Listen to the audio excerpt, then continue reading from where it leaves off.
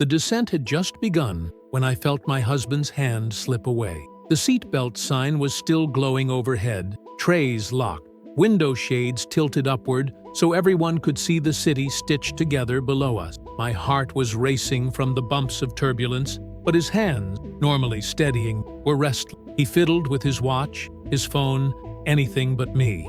I told myself it was the nerves of landing, but then it happened. We hit a gentle bump on approach, and out of the corner of my eye, I saw him stretch his arm across the narrow divide of the seats. Not toward me, his wife of 7 years, but toward the woman sitting across the aisle. His fingers curled around hers with a familiarity that shattered the roar of engines into silence. For a moment, my brain refused to translate what my eyes had seen. The woman was polished, mid-30s like me, with a sleek bun and designer scarf.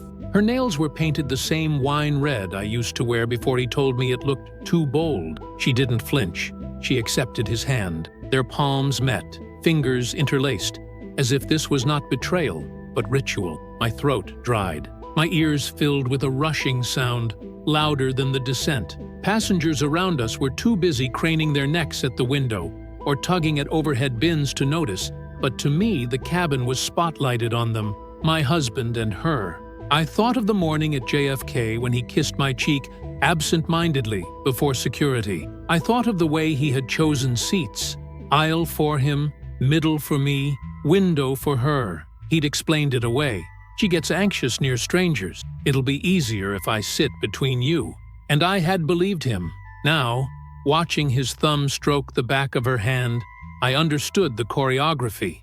This wasn't accommodation. This was arrangement. The wheels screeched against the runway. The cabin jolted forward, and still his hand lingered in hers. People applauded softly, relieved to be alive. My relief curdled into rage. I whispered his name. He turned, startled, as though he had forgotten I existed. His hand slipped back to his lap, guilty, but too late. The woman avoided my eyes, fussing with her scarf, but her cheeks burned pink. She knew. I pressed my palms against my knees, grounding myself as the plane taxied. My chest ached with betrayal, but also with clarity. This secret had traveled with us across ocean, waiting for a stage, and fate had chosen landing, an arrival, and an ending all at once. By the time we reached the gate and the seatbelt sign chimed off, my decision was made. I would not scream in the aisle or claw at him before strangers. I would expose him where it mattered most, before our families who were waiting beyond custom, holding welcome signs and expectations of togetherness. When he stood to pull our bags from the overhead bin, I watched him carefully. His smile for me was rehearsed, a performance already rehearsing its excuses. For her, he gave a nod like a secret handshake. The other passengers shuffled forward. My legs shook as I rose, but I steadied them. I was not a victim walking out of this cabin.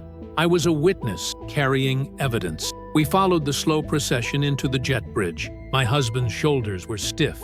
The woman trailed close, her perfume clinging faintly to the recycled air. My mind replayed the sight of their hands again and again, not to torture myself, but to brand it into memory. Because when the moment came, I would not falter. Families were waiting just beyond the glass doors. Both his parents and mine had flown in to greet us. It was supposed to be a reunion trip, an intertwining of households. There would be balloons, laughter, photographs. Instead, there would be truth. I adjusted the strap of my carry-on, inhaled deeply, and prepared for the confrontation that would tear open the fragile fabric of our lives. Landing wasn't just the end of a flight.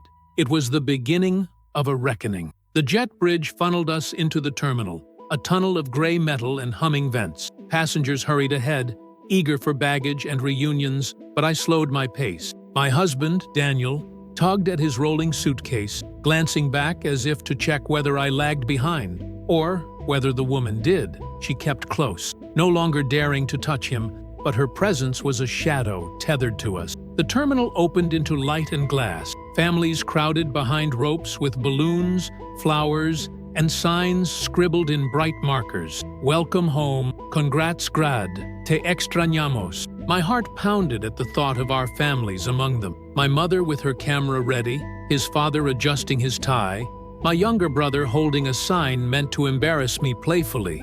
Daniel's hand brushed my elbow. "You okay?" His voice was casual, rehearsed. I pulled away. "We'll see." He frowned, but before he could answer, my phone buzzed. A text from my mother. "We're here by Carousel 4. Can't wait." The words were full of warmth, and they cut me like glass. We reached immigration. Lines split into citizens and visitors. The woman walked behind us, flipping through her passport quickly, avoiding my gaze. When the officer stamped my booklet, I wondered if he could sense the fracture in my life, if the ink bled differently for the betrayed. Baggage claim was chaos, suitcases spilling onto belts, people pressing close, voices overlapping in a chorus of languages. Daniel reached for my suitcase with the same practiced ease he had used for years. For once, I didn't let him. I pulled it down myself, the weight steadying me. "Babe," he said quietly, "what's wrong?" I turned to him. "Don't. Not here." His jaw tightened. "You're overthinking." I almost laughed. Overthinking? The image of his hand entwined with hers was seared into me like a scar. That wasn't imagination. That was evidence. The woman collected her sleek black suitcase and wheeled it toward another exit. She didn't look back. She was part of this, but she wasn't my war. Daniel was. We walked toward the sliding doors that would spill us into the arrival hall. My pulse thundered louder with each step. Beyond that glass, our families waited. They had planned a dinner tonight to celebrate us, to celebrate him, their golden son-in-law, their steady husband to me. They didn't know that the story had cracked mid-air. As the doors parted, I spotted them instantly.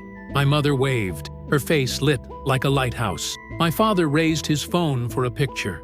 His parents stood beside them, his mother holding flowers, his father adjusting his blazer. My brother's sign read, "Welcome back, lovebird." The irony cut deep. Daniel smiled, slipping into his role. He waved, lifting his suitcase like a trophy. "There they are," he said brightly. But I stayed rooted, the cold floor anchoring me. My family's smiles faltered at my stillness. My mother called, "Sweetheart?" Daniel glanced at me, confused. "Come on," he whispered. And that's when I knew I couldn't delay. If I let him control the narrative, the betrayal would rot in silence. The truth deserved light, now, in front of everyone. I stepped forward, voice louder than I expected. "Before we hug, before we smile for pictures, there's something you all need to see." The crowd around us hushed instinctively, sensing drama. Daniel's face drained. "Not now," he hissed. I ignored him. I turned to the families, to my mother with her camera lowered, to his father with brows knitted. On the plane, while we were landing, Daniel held another woman's hand. Not mine, hers. Gasps broke from both sides. My mother's hand flew to her chest. His mother's bouquet sagged. My brother's sign lowered slowly. Daniel's voice cracked. It wasn't like that, but I had the memory, sharp as glass. Her seat was across the aisle. He leaned over me, reached for her, and held her hand. While I sat right there, all eyes turned to him.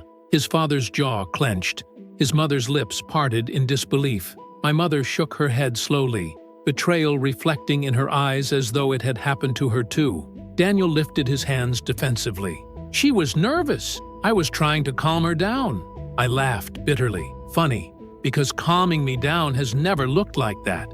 The woman had disappeared into the crowd, her absence as loud as her presence had been. Convenient for him. But the silence of two families pressed in, and there was nowhere for him to hide. My father spoke at last, voice cold. "Is this true?" Daniel stammered. "It's being blown out of proportion."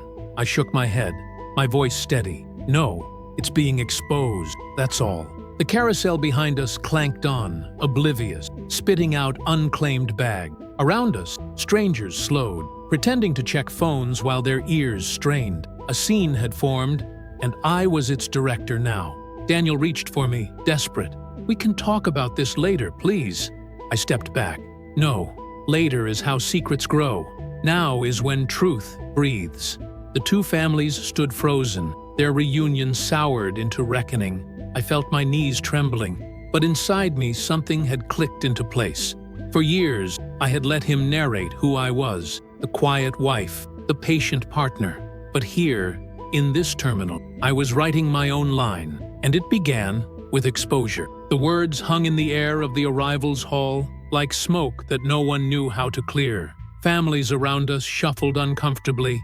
Children pulled at their parents' sleeves, but our circle of silence remained unbroken. My husband, Daniel, shifted from foot to foot, the weight of every stare pressing into him. My mother stepped closer, her voice trembling but firm. "Is it true, Daniel? Did you really hold another woman's hand?" He raised his palms as if surrender could absolve him. "I told you." She was panicking. "I was trying to help.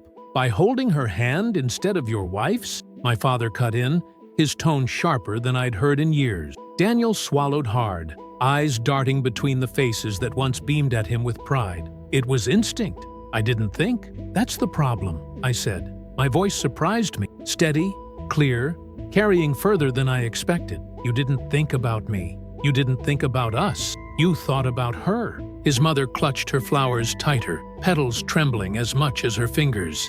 "Daniel," she whispered, "please tell me this isn't what it sounds like." Daniel looked at her with desperation, seeking refuge in maternal forgiveness. "Mom, it's not like that. She's exaggerating." My brother scoffed. "Exaggerating? You're lucky she didn't record it, man.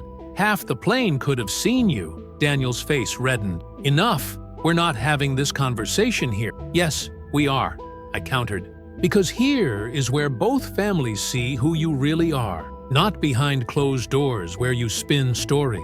Here, in the light." A hush settled deeper, thick enough to choke on. Even strangers stopped pretending they weren't listening.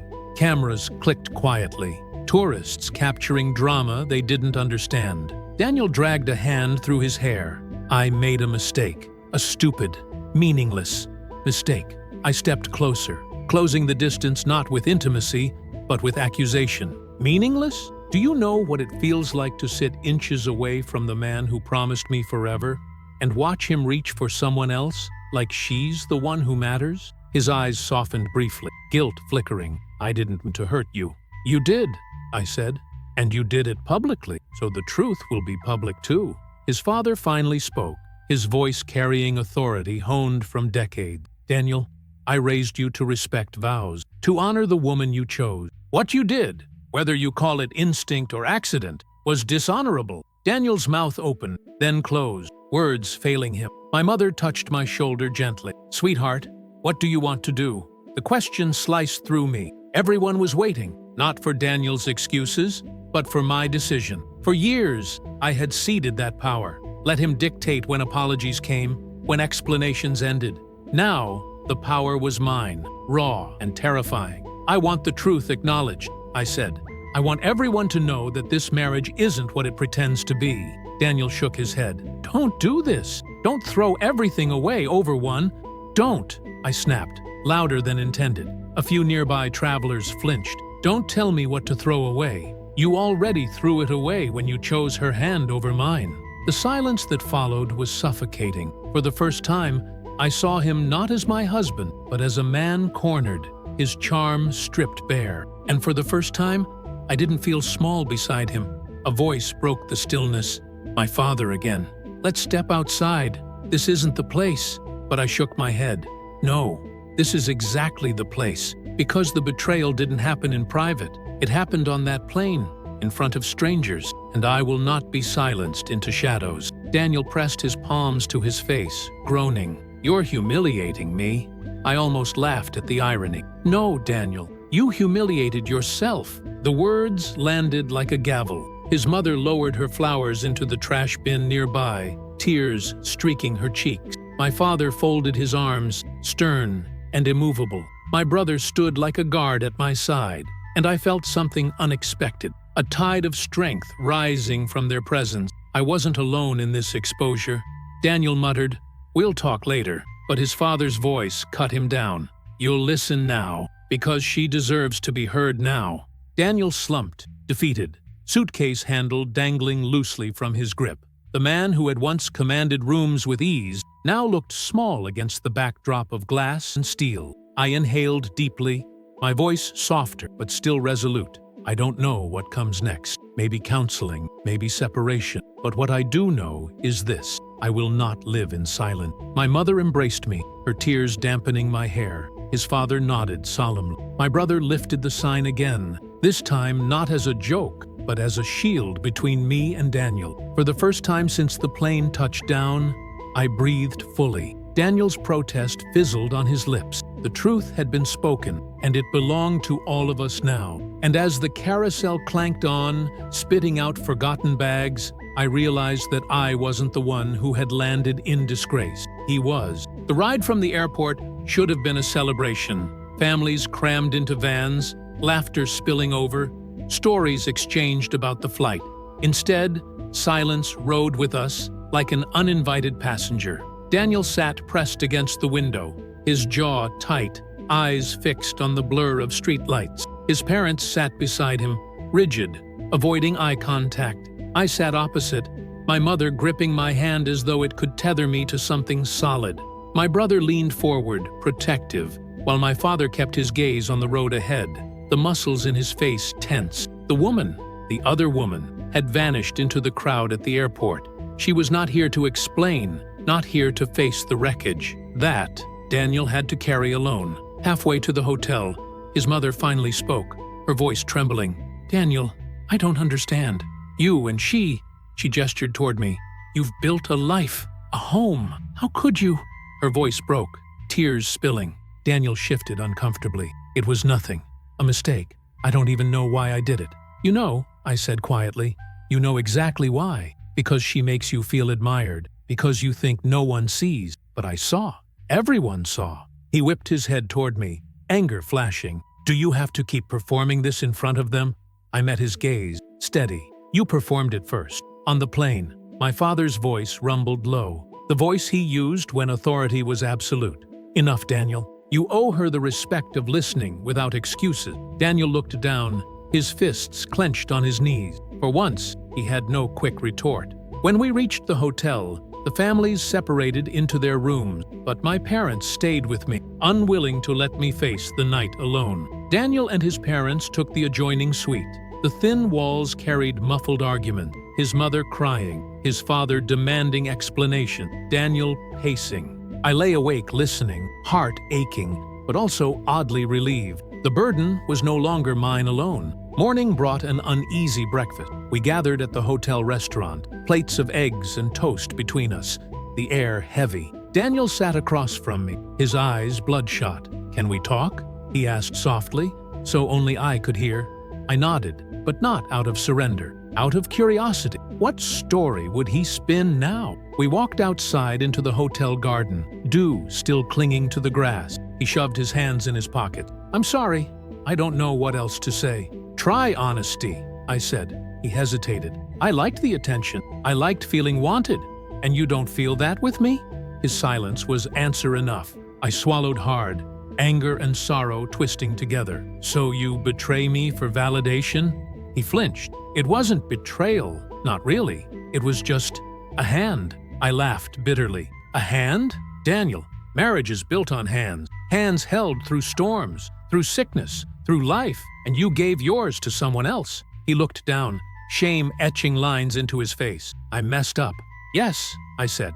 "And now our families know. There's no hiding. The mask is gone." He rubbed his temple. "What do you want from me? I want you to own it. I want you to admit that what you did hurt me, humiliated me, and disrespected everything we built." He finally met my eyes, raw and broken.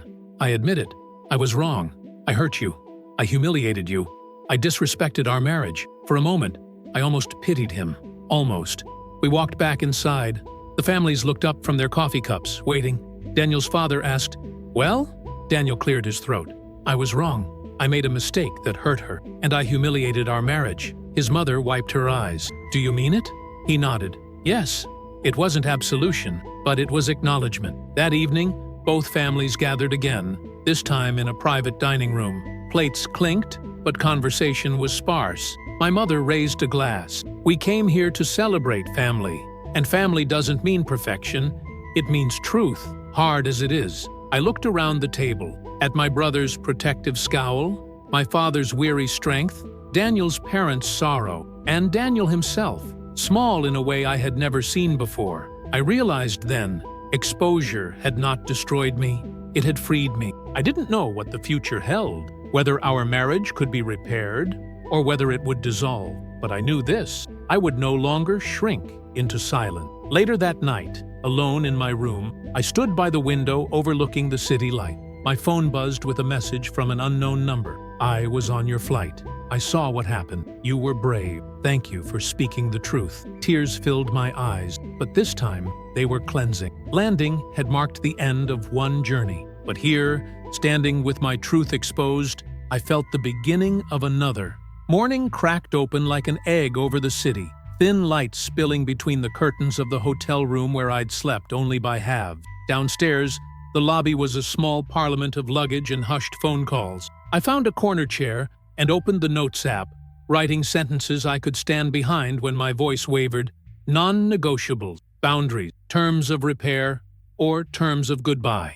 My mother appeared with 2 paper cups, and the kind of love that pretends not to hover. She set the coffee beside me and didn't speak until I was ready. I need a plan, I said finally. Not a speech, a plan. Then write the plan, she answered. Truth is kinder when it's organized. By noon, both families had gathered at a quiet café 2 blocks from the hotel, the kind with plants like green punctuation and the sound of water somewhere you couldn't see. We took a long table. Daniel slid into the chair across from me like a defendant who had decided at last to stop arguing with the charges. I opened my notebook. Here is what I need to even consider staying married, I said. First, full honesty about this woman, who she is, how long you've known her, whether this was just a hand or a habit. Second, therapy, weekly, with me and without me. Third, no more secret, phones, calendars, everything above board. And fourth, an acknowledgement in front of our families of the harm you caused, not as an accident, but as a choice. Daniel's father nodded once, the judge in him satisfied by the clarity.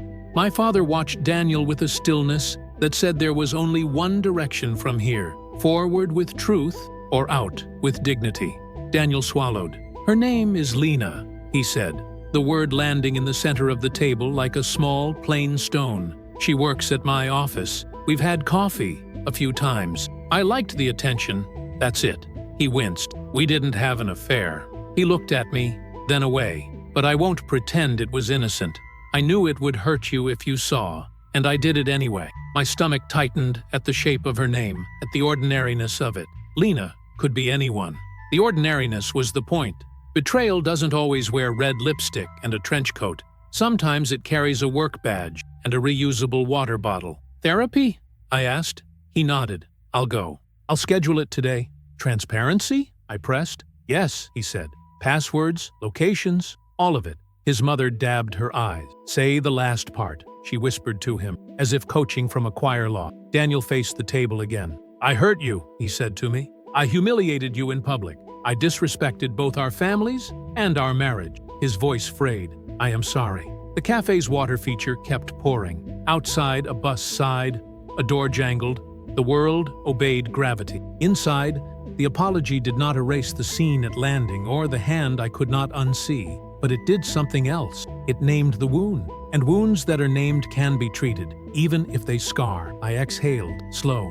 I accept the apology, I said, careful with each syllable. I do not accept that an apology equals automatic forgiveness. We will need time and space. What does space look like? He asked, panic briefly brightening his eyes. A separate room for now, I said. A separate week if I need it. And no talk to Lena beyond a formal message that contact outside work ends. He nodded, the smallest surrender. Okay. My brother leaned back, chair creaking. Seems like a start, he said. A rough one, but a start. After lunch, we walked. Families paired off like planets finding temporary orbit. My father and Daniel's father traded the kind of sentences men use when words are hard. Short, declarative, true. My mother and his mother held each other's elbows like steadier versions of themselves. And I walked by the river with nothing in my hands for once, not even my phone, which felt like a kindness I hadn't known to ask for. Halfway across a pedestrian bridge, my phone buzzed anyway. Daniel. I let it ring, then answered. I'm not chasing you, I said. If we rebuild, it will be because you show up, not because I pull you. I know, he said, and I believed him, if only for that minute. I emailed a therapist. 2, actually. I'll take the first available and I'll send you the confirmation. There was a tremor in his voice I recognized from takeoffs and funerals, fear braided with hope. Okay, I said. Show me. That evening, the families convened for dinner as planned, not because celebration made sense, but because eating together still did. Daniel sat beside his father, between accountability and the man he had been taught to be. I sat between my mother and brother and let myself lean, a little, into a shared spine. No toast, no speeches, just forks and full glasses and the soft clatter of a night that wasn't pretending to be anything else. Later, when the table cleared and the waiter asked about dessert, Daniel spoke quietly, so only I could hear. I told Lena this afternoon that we're done. No more contact. I CC'd HR. How did she respond? I asked. She said she understood, he answered, and that she was sorry too. I didn't feel vindicated. I didn't feel absolved. I felt something simpler, the ground under my feet, refusing to move. When I went up to the room, I found a text from an unknown number, a passenger from our row. I saw. It read, "You weren't imagining it. I'm sorry for the pain and proud of your spine." I saved the message in a folder called Receipts, not because I planned to weaponize it, but because memory can be a poor archivist when grief edits the file. Before sleeping, I reopened my list and added a line at the bottom. If we stay, it will be because we both grow. If we part, it will be because I chose peace, not because he chose chaos. Either way, I will not be small in my own life. The city dimmed, my breathing evened, and for the first time since landing, I believed that whatever came next, I could carry it. We flew home a few days later on separate rows by mutual agreement, a geography that matched the new map. I took a window this time, not out of romance, but to remind myself that horizons exist whether or not someone else points them out. During taxi, Daniel texted that he had confirmed therapy for Thursday. He attached the appointment photo like proof, not because I demanded it, but because he understood at last that trust, once dropped, is rebuilt by boring bricks, screenshotted calendar, arrival time, small honesty repeated until it looks like truth again. At cruising altitude, I opened my notebook and wrote 2 words at the top of a clean page. After landing. It wasn't a chapter title so much as a promise. Under it, I outlined 2 parallel paths, one labeled repair, one labeled release. Both included the same first line, be kind to yourself, and the same last line, choose peace. The difference was in the middle, and the middle would reveal itself with time and work. We landed to ordinary weather, which felt like mercy. At baggage claim, my parents hugged me without making a ring of witnesses out of the carousel. Daniel approached, hesitant, hands visible, like a man entering a room full of sleeping animals. "I'm going to stay at my brother's for a week," he said. "I'll send you the address. I'll see you Thursday after therapy, if you want." "If I want," I echoed. "Ask me that again then." He nodded. The humility looked new on him, but it wasn't a costume. It fit because he wasn't tugging at it. Back at our apartment, the air smelled like the last version of it. His cologne, my jasmine candle, laundry we'd left on a chair in a hurry. I opened windows. I let fresh air contradict what lingered. Then I did something ceremonial and small. I moved my wedding ring from finger to chain and clasped it behind my neck. Not off, not gone. Repositioned while I decided. That first week was made of unglamorous verbs. I answered work emails. I cooked myself an actual dinner. I made a therapy appointment of my own. I went for a run along the river and did not time it against anyone else's pace. I slept with the whole bed available and learned that I still only used one side. Choices are habits, too. Thursday came. I met him in a quiet park, soft light pooling under trees. He looked like someone who had been underwater and found the edge. Therapy was a lot, he said, half smiling without permission. Good, I answered. Hard is good. He took a breath.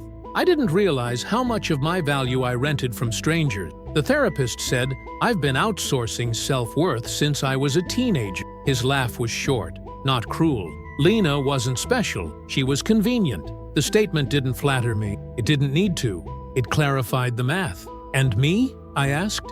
You deserved better math, he said simply. You deserve a husband who reaches for you first. Silence rearranged itself around us. In it, I heard the possibility of both paths: repair like a bridge that would require maintenance forever, release like a well-lit exit that didn't mean failure, only change. I stood there between them, hand on my own pulse, and chose the next right step instead of the final answer. "We'll try," I said, slowly. "No guarantees you haven't earned. Consistency, or we stop." He nodded. Consistency. We walked. We talked about practicalities, check-ins, therapy cadence, a moratorium on romantic decisions, until a month of good days stacked without wobble. We set a rule about the families: updates together, no separate narratives. We decided to host both sets for dinner in 3 weeks, not as a victory lap, but as a progress report in the open air. 3 weeks later, our parents sat at the same table where we'd once blown out birthday candles. I served pasta because sauce forgives mistakes and fills silence with honest work for the hands. Daniel spoke first. "We're trying," he said. "We're learning how to tell the truth before it becomes a scene." His mother dabbed at the corner of her eye and smiled without apology. My father raised his glass a few inches, not a toast, just acknowledgement. My mother squeezed my knee under the table and mouthed, "Proud of you." After everyone left, I stood at the sink and let hot water run over my wrists. Daniel dried plates. "What now?" he asked. "Now," I said. "We keep choosing the next right thing." That night, I didn't move the ring back to my finger. I didn't take it off the chain either. I let it rest against my collarbone like a soft weight, reminding me that vows are living things. Some survive fire. Some become ash that feeds a different garden. Time and truth decide, and I listen. Weeks later, I boarded a flight alone for work. During landing, my hand found my own knee, and I counted breaths the way I've done since fear, and I learned to coexist. When the wheels touched, a man across the aisle reached for his partner's hand. I did not flinch. I did not narrate his gesture into my past. I picked up my bag and walked into a terminal full of reunions, knowing that whatever waited beyond the doors, I would not hand my life to secrecy again. If you liked this story, don't forget to follow the channel for more powerful tales of conflict, courage, and unexpected turns.